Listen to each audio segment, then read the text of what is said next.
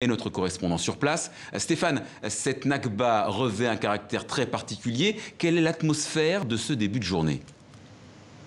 Alors, il y a l'atmosphère d'abord à Jérusalem, où le calme est revenu après l'effervescence de l'installation de l'ambassade américaine hier. J'ai tout de même constaté ce matin qu'il y avait peu de monde dans les rues, sans doute que la population arabe, qui représente tout de même un tiers de la population de la cité, est restée chez elle en guise de protestation, de deuil même, puisque vous le disiez, on célèbre aujourd'hui la Nakba, qui est un jour triste pour les Palestiniens.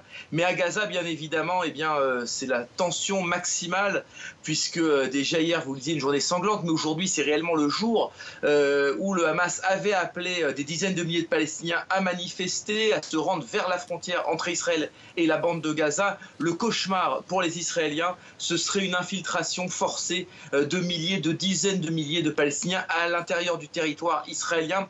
Et les Israéliens l'ont encore dit aujourd'hui, ils n'hésiteront pas à répliquer le plus fermement possible, à tirer même s'il le fallait, comme ils l'ont fait hier, vers les Palestiniens qui s'approcheraient ou qui tenteraient de pénétrer dans le territoire israélien.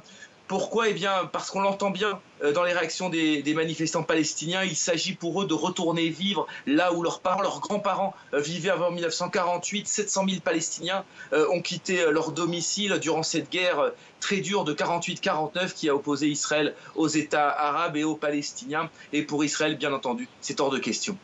En direct de Jérusalem, Stéphane Amar. Merci beaucoup Stéphane pour toutes ces précisions.